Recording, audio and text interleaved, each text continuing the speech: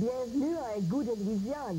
Un goût de Louisiane pour vous garder au courant de tout ce qui se fait dans la communauté en français. On est très content d'avoir avec nous autres aujourd'hui M. Brian Como, Brian Gabriel Como du CMA Louisiane. Bienvenue, Brian. Merci, Arlene. On est très content d'avoir les dernières nouvelles sur le Congrès mondial et sûrement il y a eu des développements dernièrement. Est-ce que tu as quelque chose à nous raconter? Oui, je pense que ce qui est arrivé, que le plus intéressant, c'est que depuis le mois de novembre, on a ajouté 37 familles qui s'organisent déjà pour faire le rassemblement de familles, la réunion de famille pour le prochain Congrès mondial acadien en 1999. Très Et puis, bien. on est beaucoup excités pour ça. Et puis, tout le monde commence à parler de plus en plus pour le Congrès. Et puis, je crois qu'on peut dire que ça sera un grand succès. Mais nous, je veux dire, il y a beaucoup de personnes maintenant qui commencent à vraiment vouloir participer. On connaît qu'il y a aussi des événements d'ouverture et des événements de fermeture, mais peut-être aussi le monde, pour quelqu'un qui peut-être écoute pour la première fois, on pourrait répéter quand est-ce que ça va avoir lieu. Le Congrès mondial acadien aura lieu le 1er au 15 du mois d'août 1999. Ça veut dire qu'il commencera dans à peu près 2 ans et 6 mois, je pense, d'ici. Donc Ça se passe vite, hein? ça passe beaucoup vite. On est plus ou moins au mi-chemin entre le dernier congrès qui a eu lieu au mois d'août 1994 et le prochain qui aura lieu au mois d'août 1999. C'est vrai. On ne pense pas de ça souvent, mais le temps roule, comme on dit. Beaucoup vite. Et alors, les événements d'ouverture vont se passer à plusieurs endroits?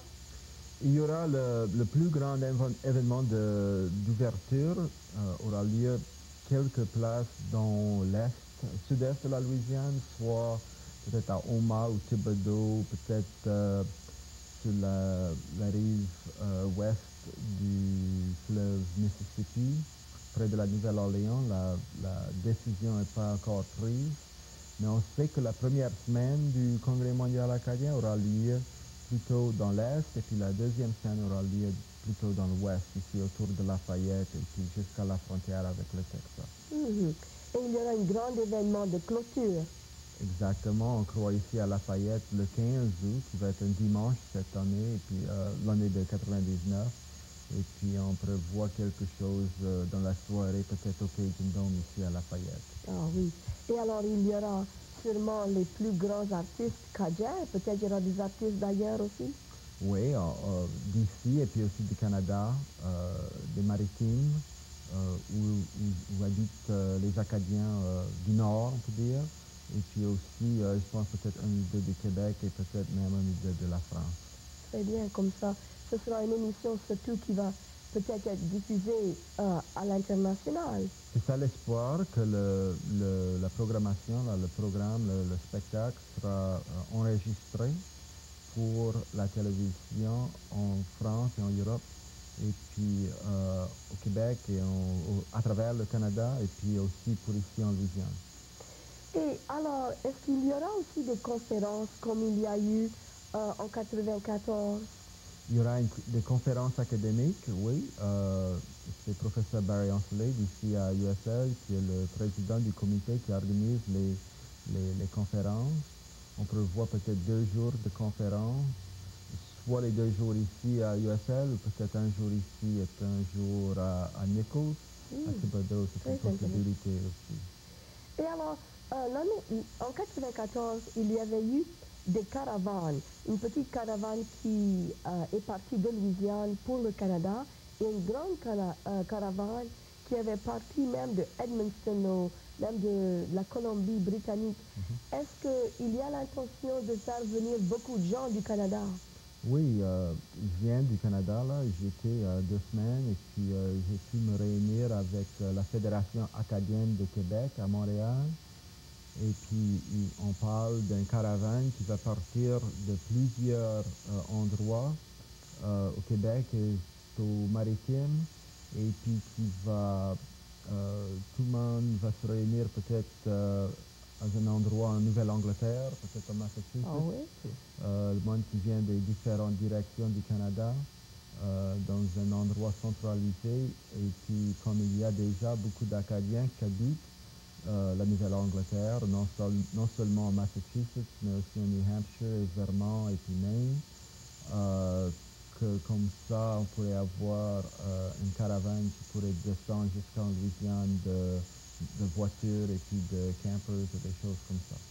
Et les autres, est-ce que les Louisianais doivent se préparer pour beaucoup de monde, à part des caravanes? Est-ce qu'il y a beaucoup de monde là-bas qui s'intéresse? Je pense qu'il y aura du monde seulement qui va descendre par avion et puis même ils vont en croisière, un cruise qui va partir du Nouveau-Brunswick au Canada pour venir jusqu'à la Nouvelle-Orléans en bateau et puis après pour venir à Lafayette en autobus. Mais ça, c'est vraiment intéressant. Et est-ce que il y a des façons pour que les gens aident? Est-ce qu'il y a une infrastructure pour organiser les communautés? Oui, bien sûr, il peut nous appeler à notre bureau au 318 234 61 66 234 6166. Et puis, s'ils veulent être s'ils voudraient travailler comme bénévole pour le Congrès mondial acadien en Louisiane, ou s'ils préfèrent travailler directement avec une des familles qui s'organisent, on fait publier dans les différents journaux, le Daily Advertiser ici à Lafayette, etc., une ou deux fois par mois, les noms et puis les adresses, les numéros de téléphone des différents présidents des différentes familles qui s'organisent déjà. Et peut-être s'ils ne voient pas que leur famille déjà, si leur famille n'est pas encore en train de s'organiser, s'ils voudraient peut-être entreprendre cette responsabilité aussi, ils peuvent nous appeler. Et puis on a fait un manuel pour aider les gens à faire des réunions de famille. Et puis ils sont le bienvenu. Mais merci beaucoup d'avoir venu nous parler aujourd'hui, Brian, et j'espère que vous allez revenir plus tard dans l'année pour encore nous garder au courant de tout ça. C'était un plaisir. Ça a été un plaisir de vous voir. Becky? Ta mère m'a dit que tu avais été voir le docteur aujourd'hui? Mom, it's Grandma. Come and talk to us. It's Papa thinks now. Oh, she's saying. Becky? Hello? Ta mère m'a dit que tu avais été voir le docteur aujourd'hui? Oh, Maman! Qu'est-ce que le docteur a dit? C'était un petit fièvre, mais de mes âges, je crois.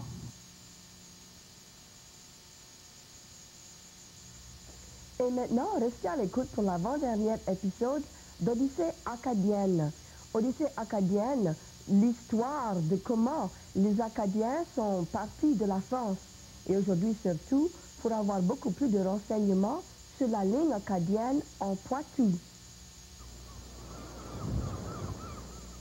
Avec quelques familles acadiennes installées à Belle-Île, le gouvernement français cherchait toujours un moyen de s'occuper des autres, car la grande majorité des Acadiens restaient encore dispersés un peu partout dans les ports de France. C'était ici, à Châtellerault, dans la région du Poitou et dans ses alentours, que les Acadiens sont venus espérer leur nouveau chez-soi. Nous sommes devant ce qui reste du port de Châtellerault sur la rivière la Vienne. Là fut le point de regroupement des Acadiens après le grand dérangement, tout au moins pour ceux qui avaient été exilés en Angleterre et rapatriés ensuite en France après la paix de 1763. Le grand dérangement, je le rappelle, date de 1755. Donc, en 1773, la situation des Acadiens exigeait leur regroupement pour pourvoir à une installation définitive dans le royaume, puisqu'ils avaient choisi de revenir dans la mère patrie après leur exil en Angleterre. Tous les Acadiens se trouvant dans les ports de Cherbourg, Le Havre, Saint-Malo, Saint-Servant, Morlaix furent regroupés à Châtellerault par suite de l'adoption du programme du marquis de Pérus-Descartes qui offrait aux exilés une possibilité de s'installer sur les terres qu'ils venaient d'acquérir dans la châtellenie de Monthoiron, près de Châtellerault, et faisant partie du domaine ducal de Châtellerault. Ces exilés sont donc revenus ici par La Rochelle, en partie, par voie de terre, et d'autres de Nantes en remontant la Loire et la Vienne par la batellerie. Bien sûr, ils étaient à leur 18e année d'exil. Certains étaient nés en cours de route, d'autres étaient morts, bien sûr, qui n'avaient pas suivi. Et ces familles étaient pour l'essentiel des habitants des bourgs ou des isolés qui s'étaient regroupés, très peu de cultivateurs parmi eux. Ce sera l'une des causes des difficultés de leur implantation sur les terres offertes par le marquis de Pérus-Descartes, dans la région de Monthoiron, notamment la région de Archigny actuellement, et Saint-Pierre-de-Maillé. Et maintenant, les Acadiens sont lâchés des prisons anglaises et retournés en France. Le gouvernement alors a à peu près 1500 réfugiés à soigner. Comment est-ce que le gouvernement français a fait face à ce problème? Il a fait face à ce problème au début avec beaucoup de générosité, en assurant à tous les Acadiens qui étaient à cette époque-là réfugiés dans les ports français. Ils étaient à Nantes, ils étaient à Saint-Malo, ils étaient à Saint-Nazaire, hein, et en leur versant une pension qui s'élevait à cette époque-là à 8 sols par jour et par personne vivant au foyer. Ça fait à peu près Ça représente le salaire d'un ouvrier agricole pendant la grosse saison de travail à cette époque-là, c'était 6 sols par jour. C'était donc une pension qui était extrêmement généreuse. Et ça a duré presque 10 ans. Presque 10 ans, sans qu'on ait trouvé de solution satisfaisante à la réinstallation de la plupart de ces familles.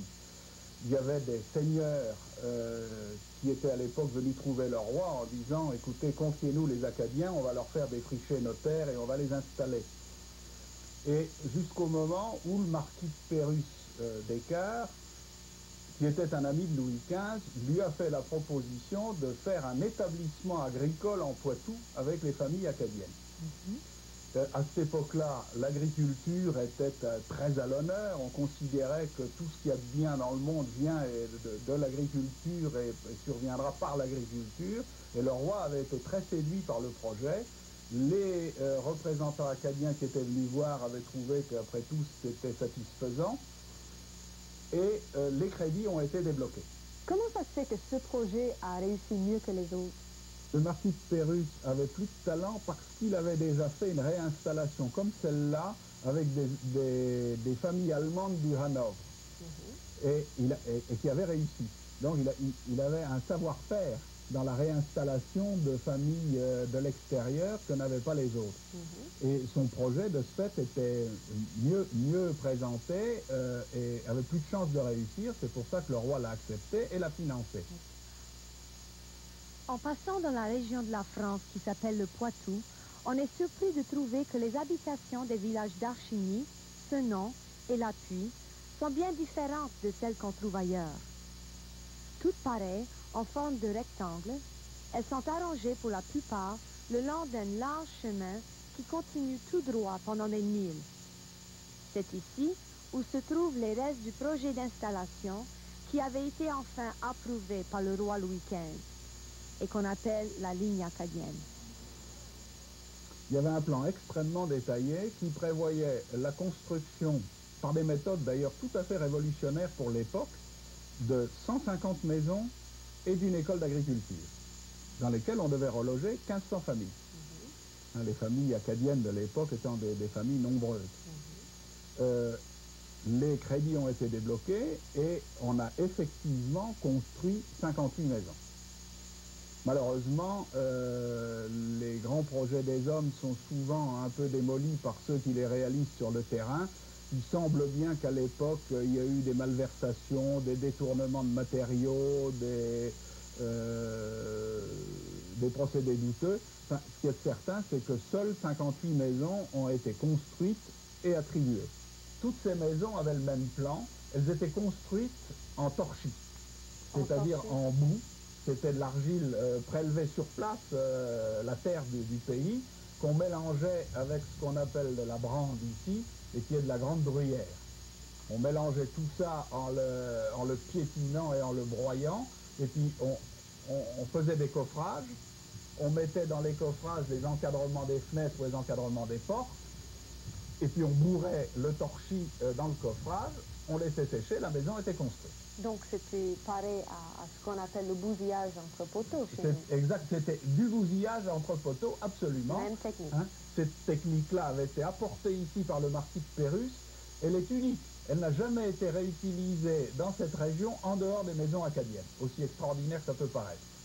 Hein, or, cette technique avait permis, qui était ultra moderne pour l'époque, avait permis de construire 58 maisons en un an. Hein, ça avait été extrêmement rapide, hein, tout à fait extraordinaire. Et, donc ces maisons étaient construites en bousillage entre poteaux. Elles se composaient toutes de 3 pièces, une pièce qui servait de remise, une pièce qui servait de salle d'habitation, et vous voyez que ça n'est pas grand quand on pense que dans des pièces comme celle-ci pouvaient vivre 10 personnes.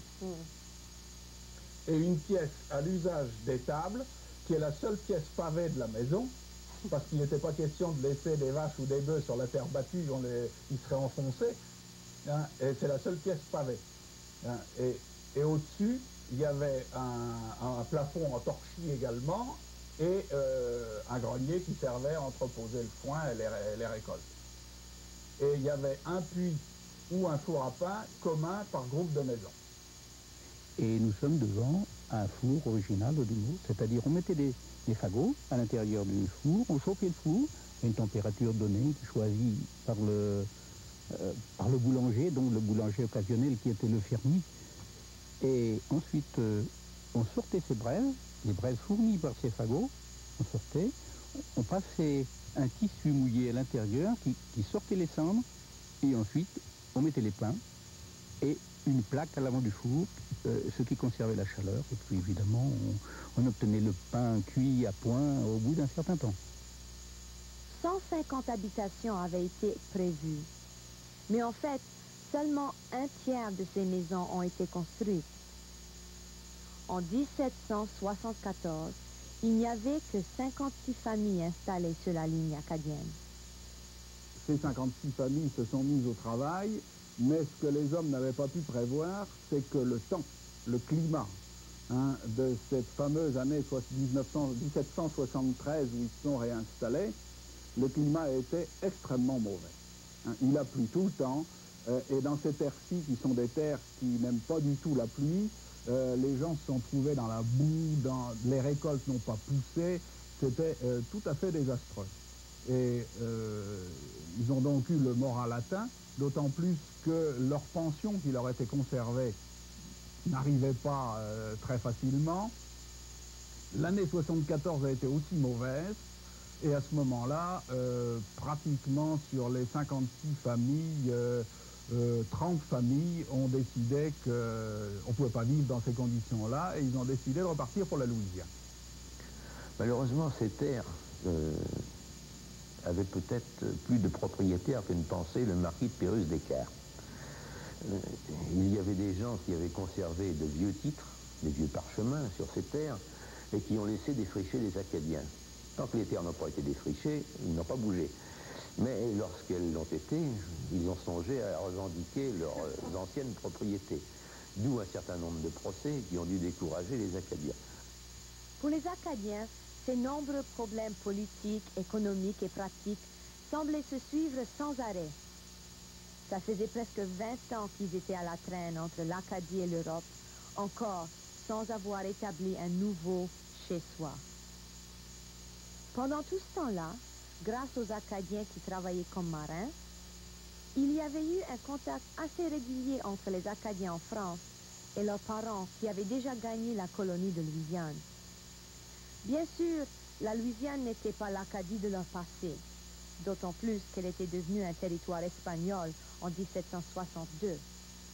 Mais pour les Acadiens retournés en France, la Louisiane commençait à représenter un nouvel espoir, une possibilité de retrouver l'Amérique. D'autres n'avaient plus l'envie de déménager encore, et c'est eux qui sont restés sur la ligne. Et les 26 familles qui sont restées, elles ont eu un sort assez extraordinaire parce que, en remerciement de leur fidélité, on leur a donné 2 fermes. Enfin, elles ont une autre ferme. Dans ces 26 familles, il y avait énormément de veuves. Car quand les gens ont pris la décision de partir, eh bien, en fait, sont restés un certain nombre de veuves avec leurs enfants, qui étaient petits-enfants et dont on ne pensait pas qu'ils pouvaient faire le voyage. Hein, et alors, ou bien alors les plus grands enfants sont partis avec les oncles, les tantes, enfin, il est parti plus d'hommes que de femmes. Et sont restés ici des veuves avec des petits-enfants et qui se sont trouvés d'un seul coup à la tête de 2 fermes de 16 hectares au lieu d'une et qui du même coup sont devenus des très riches partis. Il faut dire d'ailleurs que les enfants aussi sont devenus des riches partis et que du même coup dans la région, eh bien, on a recherché ces veuves pour les épouser, on a recherché les filles et les fils des Acadiens pour les épouser parce qu'on épousait un riche parti. Et c'est ce qui explique que ce tout petit nombre de gens qui sont restés là ont aujourd'hui plus de 10 000 descendants, tous répertoriés, dont on connaît, on peut raconter toute l'histoire très facilement. Et il y a aussi quelque chose d'extraordinaire, c'est que les promesses du roi de France ont été tenues par la Révolution française. Hein, car c'est après la Révolution qu'on a donné aux Acadiens les terres sur lesquelles ils étaient. Alors, ceux qui sont Acadiens aujourd'hui, ou ceux qui sont de descendance acadienne aujourd'hui en France, c'est surtout par les femmes. C'est surtout par les femmes, tout au moins dans la région du Poitou. C'est quand même étonnant parce que, bon, il y avait... Il y en a beaucoup en Bretagne, notamment, qui descendent par les hommes. Parce qu'en Bretagne, ils étaient plus concentrés dans certains points, notamment Morlaix, Saint-Malo, où là, ils sont devenus marins. Ceux qui sont restés sont devenus marins, et ce sont des familles maritimes. Et on est chanceux aujourd'hui d'avoir avec nous Lucie Bourassa. Merci. Lucie Bourassa est une animatrice scolaire. Elle est venue du Québec. Alors, on veut d'abord vous dire la bienvenue. Merci. Non seulement à cette émission, mais en Louisiane. Et on aimerait bien que tu expliques à nos auditeurs ce que tu fais avec le Code-Fil. Eh bien, étant stagiaire pour le Code-Fil, comme animatrice scolaire, ce que j'ai proposé et ce que le Code-Fil a accepté, c'est que je vienne rencontrer les étudiants qui sont en immersion française et leur proposer de faire une activité d'expression corporelle pour pouvoir développer une aisance, une habileté à parler français. Alors, expression corporelle, pour ceux qui peut-être ne comprennent pas, c'est qu'on apprend comment se manier devant des auditeurs. Oui, en fait, c'est la base de l'art dramatique, c'est la base pour devenir un acteur. Alors, il faut connaître bien son corps, il faut connaître bien sa voix, savoir comment l'utiliser, comment bien respirer quand on parle. On peut faire aussi toutes sortes de travail autour de personnages différents, imiter l'autre, imiter un animal. Donc, avec l'imitation, toutes sortes de personnages et comme ça, développer une habileté à s'exprimer. Et alors, maintenant, vous animez ces stages-là? Oui, on a commencé à l'école primaire Prairie. Et il y aura éventuellement d'autres stages qui seront offerts à Cecilia, à Prairie également. Et s'il y a d'autres écoles qui sont intéressées d'offrir une activité parascolaire, on n'a qu'à communiquer avec le Code-Fil et on organise tout ça. Et alors, les enfants restent après l'école, oui, Et puis comme ça, il passe 1 heure et demie avec vous. Oui, je propose 1 heure et demie par semaine pendant 4 semaines. Ça, c'est une session. Et il y a des possibilités d'autres sessions. Pendant 1 heure et demie, on fait une demi-heure de réchauffement et 1 heure de différents exercices pour délier son corps, se sentir bien à l'aise quand on s'exprime. Et surtout pour apprendre comment bien se présenter. Oui, aussi comment bien écouter l'autre, comment bien communiquer. Parce que le corps, c'est le premier outil de communication. Ensuite vient le langage. Et pour dynamiser tout ça, pour faire quelque chose de bien vivant, eh bien, c'est en faisant différents exercices, différentes mises en situation. Alors, par exemple, on peut faire une petite scène où il y a 3 personnages qui, ensemble, discutent d'un sujet. Je fais ça comme en improvisation. Et ensuite, on peut corriger qu'est-ce qui a permis de rendre le petit numéro que l'on fait intéressant, apporter des corrections ou bien renforcer ce qui était déjà bien. Alors, tout ça pour bien intégrer la langue, le langage. Alors, vous avez quand même pas mal d'expérience avec la télévision. Oui, moi j'ai travaillé en télévision pendant plus de 6 ans. Je travaille aussi au Québec comme comédienne, comme metteur en scène. Alors, travailler avec les autres et les aider à bien s'exprimer, c'est ce qui me passionne. Mais ça se voit, Lucie, on vous remercie d'abord d'avoir venu. Deuxièmement, on espère que s'il y a quelqu'un qui nous écoute, qui voudrait bien participer ou avoir leur enfant à participer dans un stage d'expression corporelle, qu'éventuellement, peut-être vous pourriez nous appeler et sûrement, ça serait possible que peut-être les enfants participent. Oui, alors on n'a qu'à téléphoner au Codophile. Le numéro est le 262-5810. Merci d'avoir été avec nous autres aujourd'hui et à la semaine prochaine. 1, 2, 3, 4.